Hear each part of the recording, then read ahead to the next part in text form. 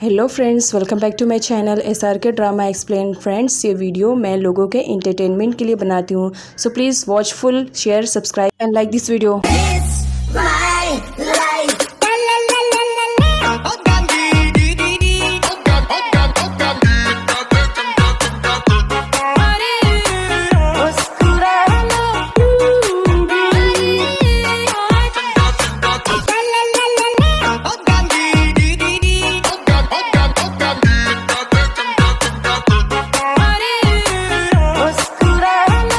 Pen Vishu से कहती है, मिस्टर डेजा इतनी आसानी से अपने बारे में कोई भी इन्फॉर्मेशन हमें नहीं देंगे तो बेटर रहेगा कि बिना टाइम वेस्ट किए हमें फटाफट उनके खिलाफ सबूत इकट्ठे करने चाहिए ताकि जल्द से जल्द हम सूर्यन की हेल्प कर सके। पेन अपने डैड से सुमी के मर्डर के रिलेटेड बात करने लगता है, जहाँ पर उसे मालूम पड़ता है कि सुमी का मर्डर किसी और ने नहीं बल्कि उसके डैड ने किया है।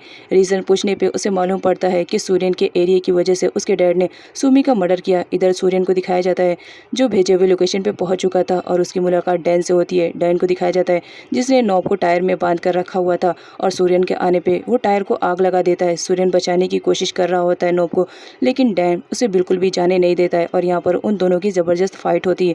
तभी वहाँ पर कैट भी आ जाती है और दिखाया जाता है कि नॉब उस टायर में आग लगने की वजह से जलकर मर जाता है। कैट बेचारी बहुत ज़्यादा शॉक में रहती है और अपने भाई को बचा ना पाने की वजह से वहीं पर बेहोश हो जाती है। सूर्यन उसे उठाने की कोशिश करता है लेकिन कैट नहीं उठती है। नेक्स्ट सीन में दिखाया जाता है जब कैट की आँख खुलती है तो अपने आप को कमरे में पाती है। अब यहाँ पर लॉर उसे बताती है कि तुम बेहोश थी और तुम्हें यहाँ पर सूर्यन उठाकर लेकर आया है। कैट लॉर्ड से सूर्यन के बारे में पूछती है बट उसे भी नहीं मालूम रहता है कि सूर्यन कहाँ है। तभी उसे नॉब का ख्याल आता है और वो फटाफट भागने लगती है अपने कमरे से। सारे लोगों से समझाते हैं।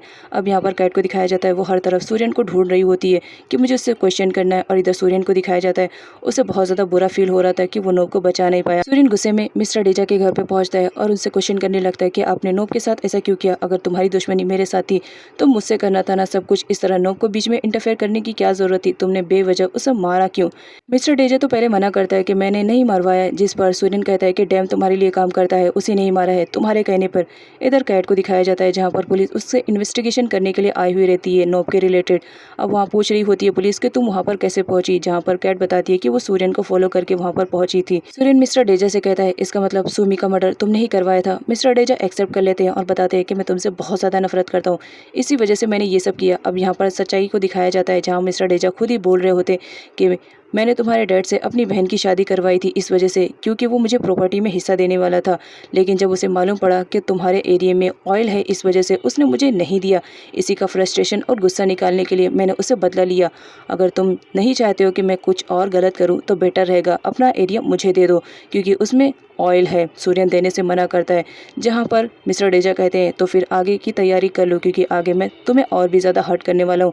इस वजह से सूर्यन उनका कॉलर पकड़ लेता है। पुलिस कैट से पूछती है कि नॉब को जलाने वाला सूर्यन है। अगर सूर्यन है तो तुम अपना स्टेटमेंट दे दो, बाकी आगे का हम हैंडल कर लेंगे। जिस पर कैट बताती है कि मैंने सिर्फ नॉब को जलते हुए देखा है, उसे किसने जलाया मुझे आइडिया बिल्कुल भी नहीं है और मुझे नहीं लगता है कि सूर्यन ऐसा कुछ भी करेगा। आप लोग को कुछ गलतफहमी हो रही है। पुलिस जानबूझकर कैट से स्टेटमेंट ले रही होती है ताकि वो सूर्यन को अच्छी तरह से फंसा सके क्योंकि उन लोगों को मिस्टर डेजा ने भेजा था, बट कैट कोई भी इन्फॉर्मेशन नहीं देती है। मिस्टर डेजा की सच्चाई सुनने के बाद सूर्यन अपना कंट्रोल खो देता है और वो मिस्टर डेजा को हिट करने वाला रहता है। तभी मिस्टर डेजा बोल पड़ते हैं कि अगर तुमने मुझे कुछ भी करने की कोशिश की तो याद रखना तुम्हारे डैड जान से मारे जाएंगे। अब यहाँ पर सूर्यन शॉक्ड रहता है। मिस्टर डेजा बताते हैं कि तुम्हारे डैड को मैंने ही किडनैप करके रखा है और साथ ही विसूद के डैड को भी मैंने ही मारा था क्योंकि वो भी हमारे काम के बीच में आ रहा था। टेन भी वहाँ पर पहुंचा रहता है और वो अपने डैड की साइड से रहता है और सूर्यन से कहता है कि मेरे डैड जिस चीज़ की डिमांड कर रहे हैं वो उन्हें दे दो। सूर्यन को बहुत ज़्यादा गुस्सा आता है और वो टेन की गन खुद ही छीन लेता है और उसके ऊपर तान देता है और कहता है कि ज़रा संभल के रहना, तुम्हारे डैड ने अपनी बहन को भी नहीं छोड़ा तो तुम ज़रा संभल के रहना, हो सकता है अगला नंबर तुम्हारा हो। सूर्यन वहाँ से जाने वाला रहता है।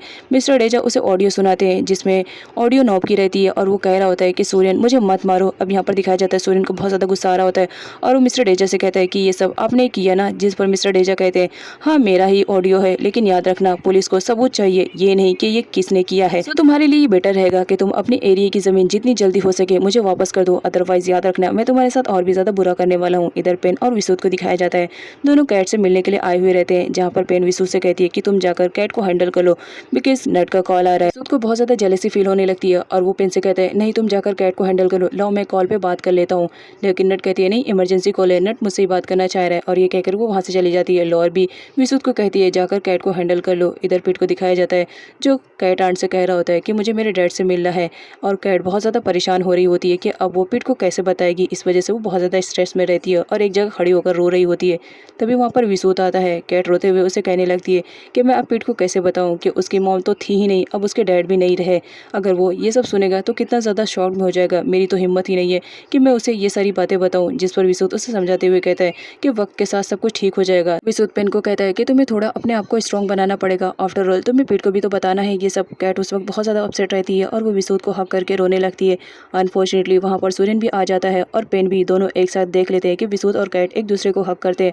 अब दोनों एक दूसरे से प्यार करते थे, जिस वजह से अपसेट थे। मिस्टर डेजर्ट टेन को बताते हैं कि सोमी का मर्डर करते वक्त मुझे किम ने देख लिया था और मैंने किम को फोर्स किया था सूर्यन से शादी करने के लिए। ज़रा उसे दूर रखना पड़ेगा, अदरवाइज हो सकता है ये हमारे लिए प्रॉब्लम बन सके। विसूत कैट को बता देता है कि सोमी का मर्डर किसी और ने नहीं, मिस्टर डेजा ही ने किया है, और साथ ही ये भी कि तुम्हारे भाई का मर्डर करने वाला कोई और नहीं, मिस्टर डेजा ही है, और वो सब मर्डर का इल्ज़ाम सूर्यन पे लगाना चाह रहा है। अब यहाँ पर कैट बोलती है कि जो सूर्यन नहीं कर पाया वो हमें करना है। अगर सूर्यन ने ये सब काम नहीं किए तो उसे बेगुनाह साबित करना है, लेकिन हम ये सब कैसे करेंगे। पेन कैट को किम के बारे में बताती है कि उसे सारी सच्चाई मालूम है, वही हमारी हेल्प कर सकती है। जिस पर कैट कहती है कि फिर ठीक है, मैं यहाँ रह के सिचुएशन को हैंडल करने की कोशिश करती हूँ, लेकिन तुम दोनों जाकर वहाँ से किम से इन्फॉर्मेशन इकट्ठा करो। विसूत और पेन दोनों एक साथ हांगकांग के लिए निकल पड़ते हैं। पेन को दिखाया जाता है जो नट से चैट कर रही होती है और स्माइल कर रही होती है, जिस पर विसूत को बहुत ज़्यादा जेलसी फील होती है और वो पूछता है कि तुम किससे चैट कर रही हो। पेन बता देती है कि मैं नट से चैट कर रही हूँ। विसूत को बहुत ज़्यादा जेलसी फील होती है और वो कहता है इतने सीरियस मैटर में भी तुम्हें अपने अफेयर की पड़ी है, और उसका फोन छीनने लगता है। पेन विसूत पर गुस्सा करने लगती है और कहती है क्या इतना सीरियस, अब ठीक रहेगा। जिस पर विसूत स्माइल करते हुए बोलता है हाँ अब ये ठीक रहेगा, लेकिन साथ ही वो उसका फोन रख लेता है और कहता है कि जब तक हम हांगकांग नहीं पहुंच जाएंगे तुम नट से बिल्कुल भी बात नहीं करोगी। जिस पर पेन कहती है क्यों, तुम्हें जेलसी फील हो रही है। जिस पर विसूत कहता है ऐसी कोई बात नहीं है। सूर्यन सैड रहता है तो वो अपना पियानो प्ले करता है, जिसकी आवाज़ सुनकर कैट भी वहाँ पर आ जाती है। सूर्यन देखता है कैट आई हुई है तो उसके पास जाता है और उससे पूछता है क्या बाकियों की तरह तुम्हें भी ऐसा लग रहा है कि नोब को मैंने मारा है।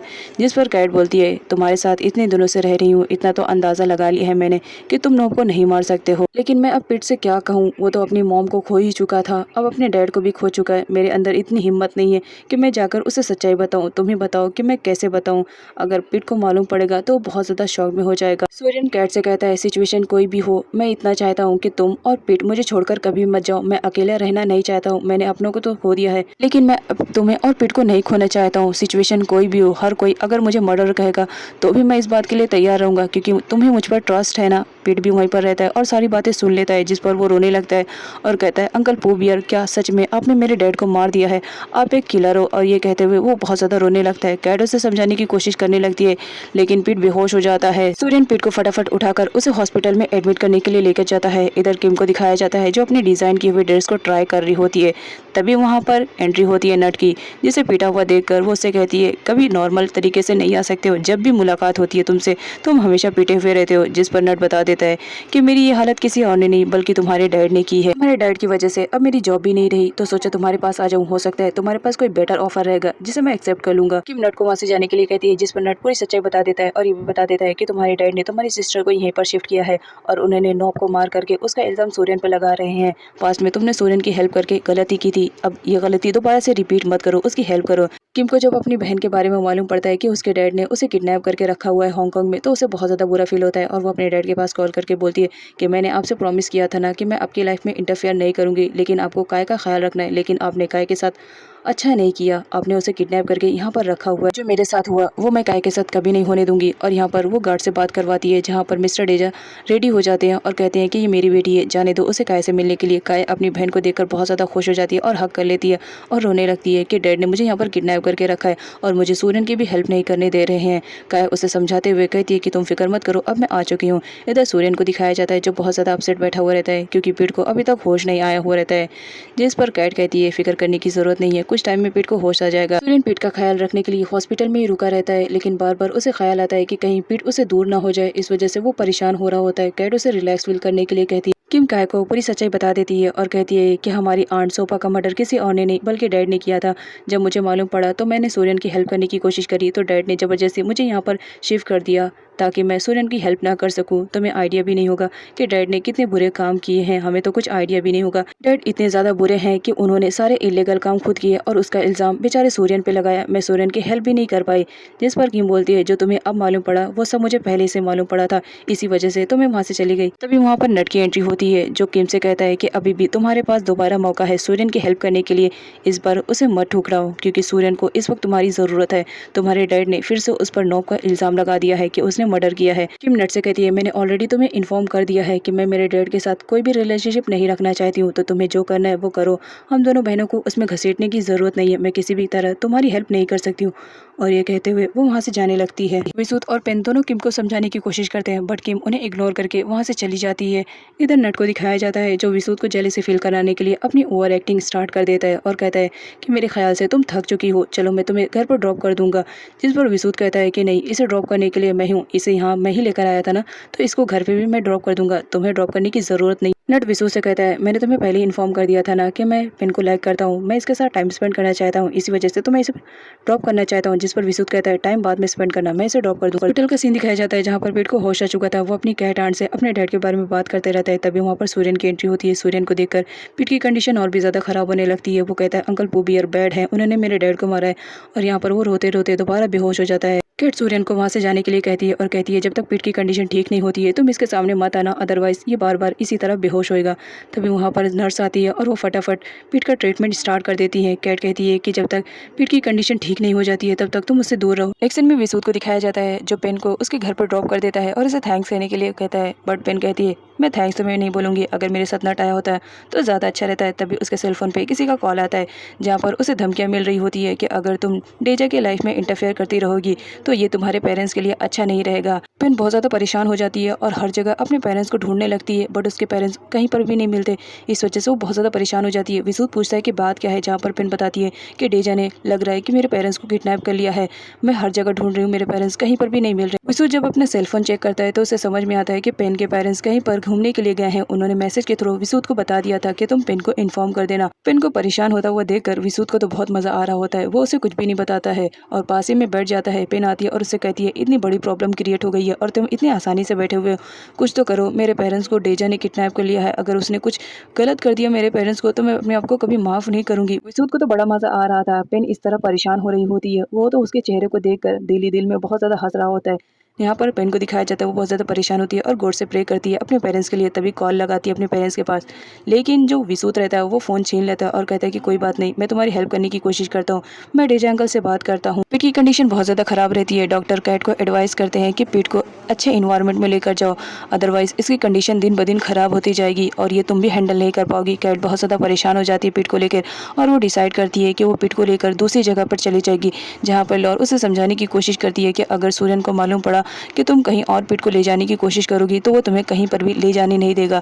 जिस पर कैट कहती है, जब सूर्यन को मालूम पड़ेगा तब तो वो मुझे रोकने की कोशिश करेगा, मैं किसी भी तरह उसे हैंडल कर लूँगी, क्योंकि इस वक्त मुझे पीट की फिक्र ज़्यादा है। सूत अपनी एक्टिंग स्टार्ट कर देता है और ऐसा प्रेटेंड करने लगता है मानो वो डेजा से ही बात कर रहा है, जहाँ पर वो डेजा को वार्न कर रहा होता है कि पेन के पेरेंट्स को छोड़ दो, अदरवाइज मैं तुम्हारे साथ बहुत ज़्यादा बुरा करने वाला हूँ। अब यहाँ पर पेन बात करने के लिए कहती है कि मुझे भी बात करो, मुझे मेरे पेरेंट्स से बात करनी है। विसूत उससे बात करने नहीं देता है। अब यहाँ पर फ़ोन कट करने के बाद विसूत उससे कहता है कि डेजा चाह रहा है कि तुम उसकी वाइफ बनो, तुम्हें अगर अपने पेरेंट्स को बचाना है तो तुम्हें उससे शादी करनी पड़ेगी। अब यहाँ पर पेन की कंडीशन बहुत ज़्यादा ख़राब होती है, लेकिन अपने पेरेंट्स की वजह से वो शादी करने के लिए रेडी हो जाती है।